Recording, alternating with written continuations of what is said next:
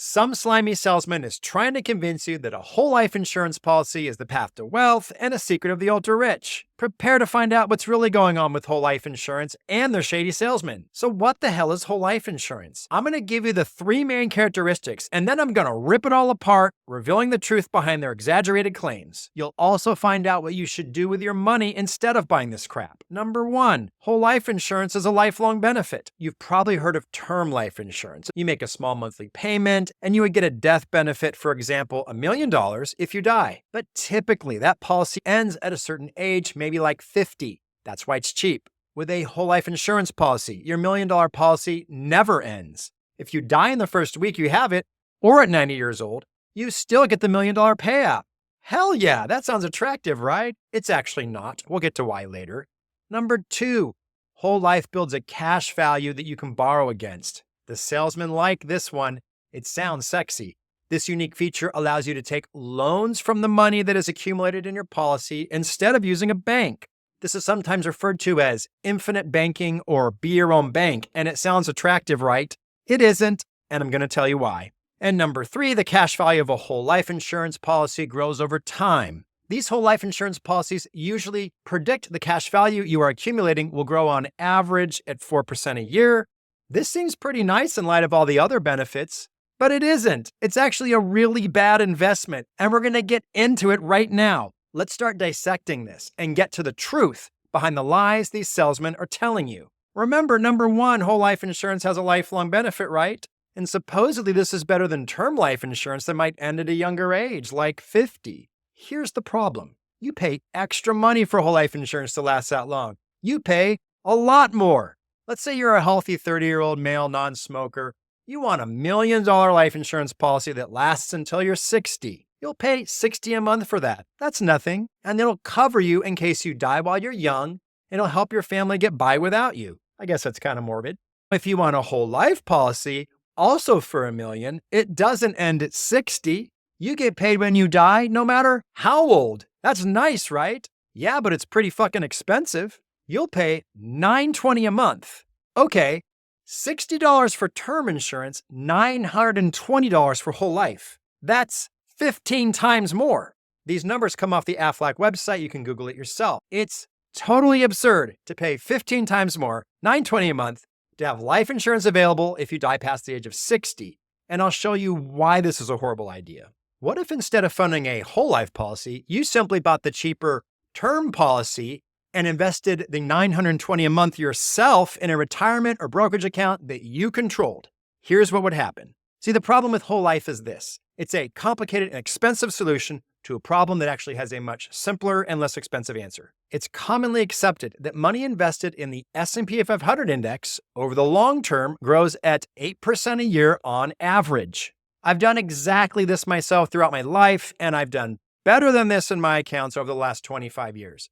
So if you invest $920 a month, starting at the age of 30 until the age of 60, which is when your term life insurance policy would cancel, how much money would you have by then? If you invested it yourself, would it be anywhere near the $1 million that a whole life policy guarantees you? Well, after just 20 years, when you're 50, you'll have accumulated more than $500,000 in an account that you control. So what about after 30 years?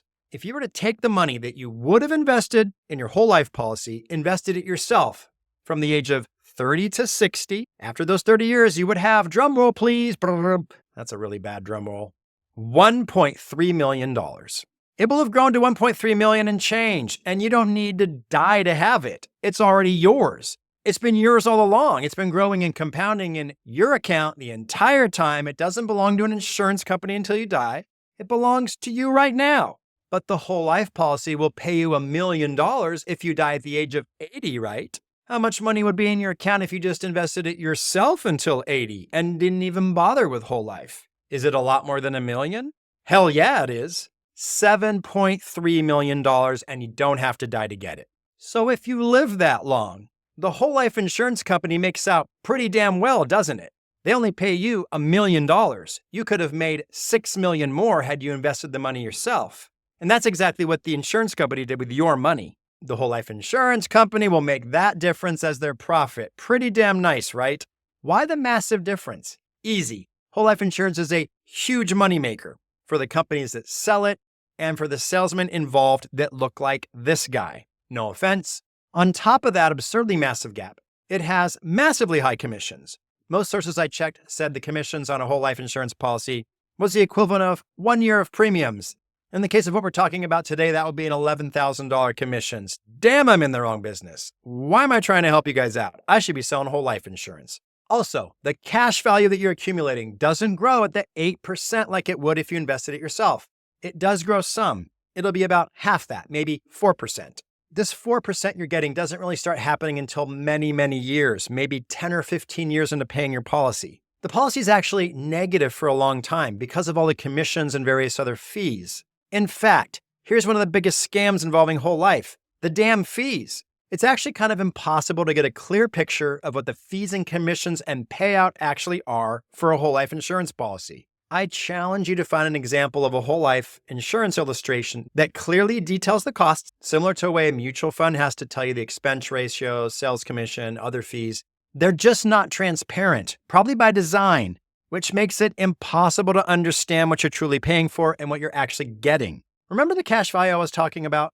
Well, maybe getting the death benefit and the cash value payout at the end could add up to something serious, right? Nope, that's not what happens.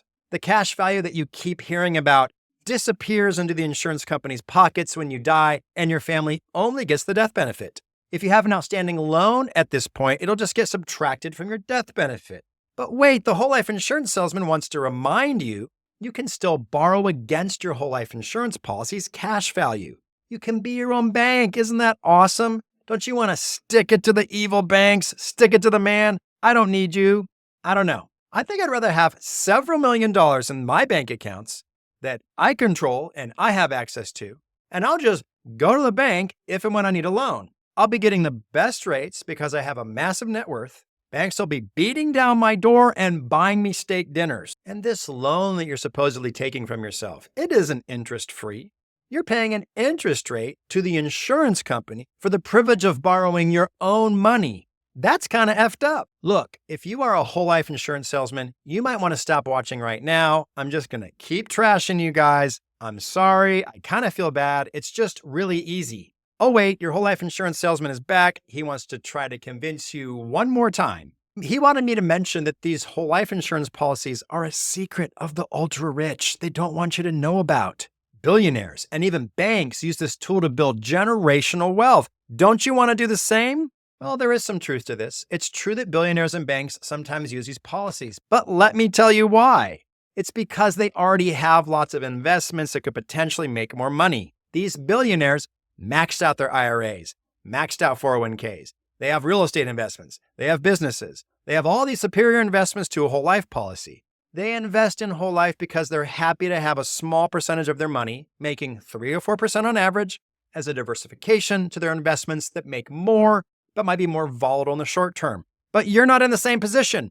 You need to max out all those smart investments like real estate, IRA, 401k, and businesses that you run before you should even consider whole life. And really, I would still not use it. 99% of investment advisors will tell you to use term life insurance and stay the hell away from whole life. And the 1% that don't are the ones that want these damn commissions.